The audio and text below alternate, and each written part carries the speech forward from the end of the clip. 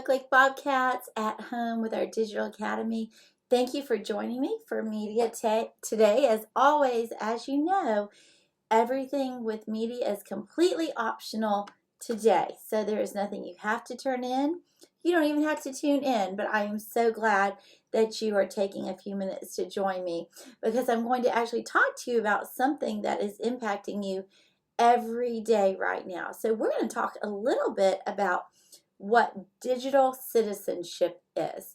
What is digital citizenship? You're spending a lot of time on your computer right now. Now, I'm a citizen of Leon County. I'm a citizen of the state of Florida. I'm a citizen of the United States of America, and I'm a citizen. I'm a global citizen, but I'm also a digital citizen. And digital citizenship are the rules for appropriate and responsible use of technology to effectively engage in society. So as you're interacting with other people, you have rights and responsibilities as a digital citizen. So digital citizenship includes internet safety, taking care of your equipment, and digital netiquette. Now, I have been taught good etiquette of how to behave when I sit at the dinner table, when we have guests, how to introduce myself to people when I was a young child, how to answer the telephone when the telephones used to be still attached to the wall.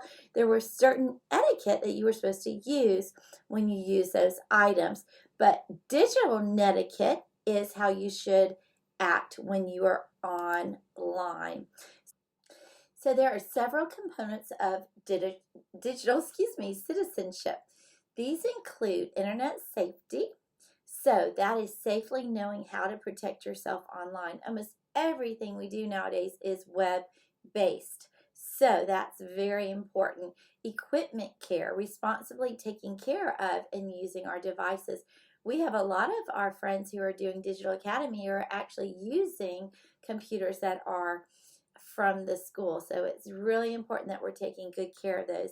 And digital netiquette that I talked about is respectfully interacting in the digital community. And we're going to talk a little bit more about that. So what is a digitin? A digitin is another term for a digital citizen, a person who uses technology to effectively engage in society. So you're using it in a positive manner. Digital citizens should be responsible, they should be respectful, and they should be safe when using technology. So many times, because we're behind a screen, we forget that we're interacting with real life people, right? And so it's so important to be responsible, respectful, and safe. Digital citizens are responsible. They take care of their equipment. They give credit to their sources. They stay on assigned tasks, and they monitor their digital footprint. We're going to find out what those things mean very soon. So responsible digital citizens, they take care of equipment. They stay on task. They monitor their digital footprint. Do you know what trail you're leaving behind when you go online? It's almost like if you are walking outside, and that maybe if you're in the sand, you leave a footprint. Maybe you got in a muddy mud puddle and you walk through your family's house and you leave footprints, right? And so, or maybe you're just having fun and you paint the bottom of your feet with your family and you're walking on a big long stream of butcher paper. You're leaving footprints, but you can also leave behind digital footprints. And that's everywhere you go on the computer. Somebody can see where you have been. So with equipment care, it's so important that we're taking care of our equipment.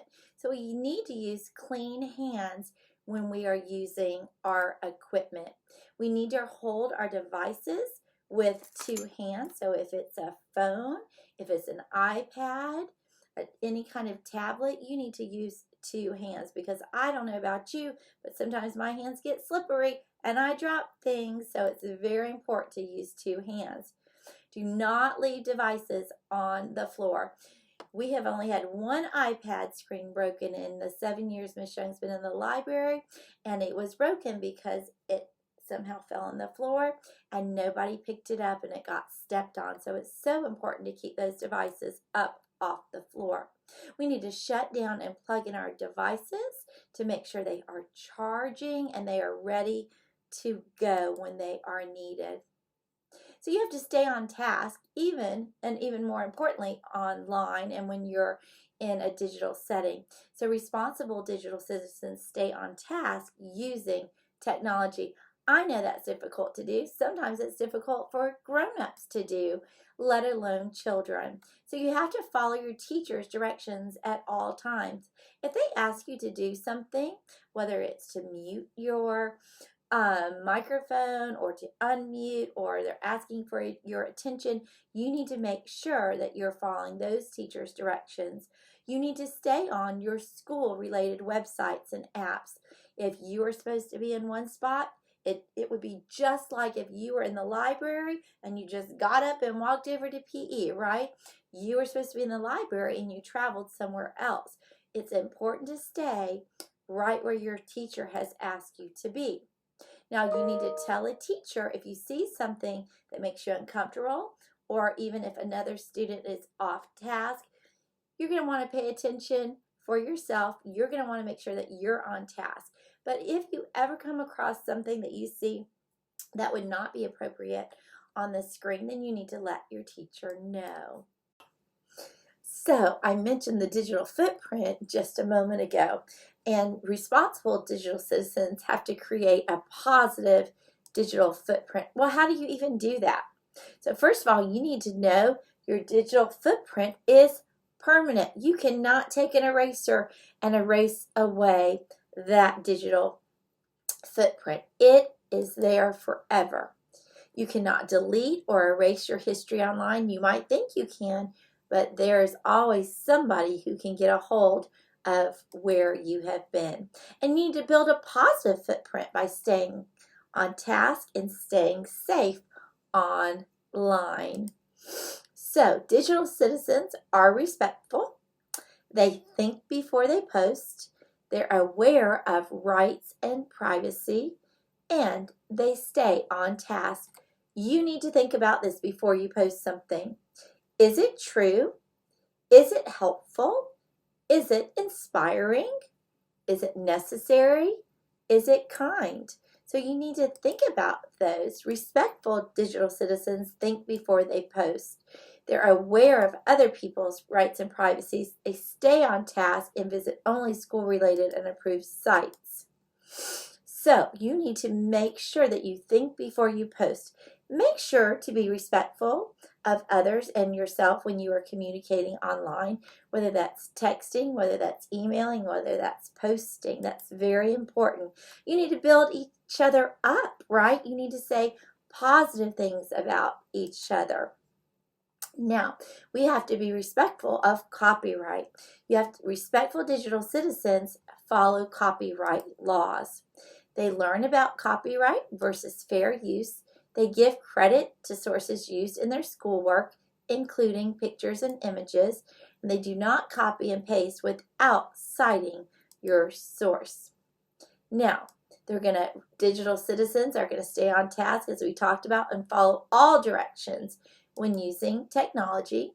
Only use those school-related approved websites, and make sure the websites and apps are approved by a trusted adult. So, digital citizens need to stay safe. They protect themselves online, and they do not share personal information. It's so important, Bobcats. Safe digital citizens do not share private information. They select strong passwords, and they do not email or chat with strangers. Safe digital citizens protect their personal information. What is your personal information even?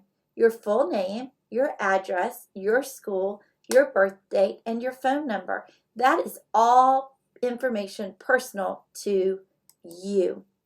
You need to protect that private information by not giving it out. And tell an adult if you are being asked for that personal information. That's confidential. You should not be putting that out to people who are unknown to you. You need to create a strong password. Safe digital citizens create strong passwords. They use a mixture of uppercase and lowercase letters. They include symbols like an asterisk, an and sign, a percentage, a dollar sign, a number sign, an at sign. Those are all important things that you need to think about when you are creating your password. Do not use your name in your password, okay? So you don't need to. If my name is, my password should not be Miss Young is wonderful, exclamation point 1942, right? That's not a really strong password. So don't use that personal information and do not share your password with anybody else. I don't care if it's your BFF and they ask for your password. You don't give it to them. You may need to give it to your parents, and that would be just fine, or your grandparents, but you do not give that password over to friends or classmates. So safe digital citizens, create safe boundaries online. They tell an adult if someone that they don't know tries to talk to them online. Never share personal information with someone you do not know. And do not, listen to Miss Young, do not email or chat with strangers. Do you hear me? Never, ever, ever. So friends, these are just a few of the things that are so important about staying safe online. And I'm sure you've heard them before, and I'm sure you've heard them from Miss Young. But listen, it is so important. You heard me duplicate some of those things because it's that important. You can truly never be too safe when you are online. Thank you for joining me to talk about digital citizenship. Remember, anything that we do with media is always optional as far as our Digital Academy kids go, but we are certainly glad that you joined us today. We miss you. We hope you have a great day and learn a lot. Bye, Bobcats.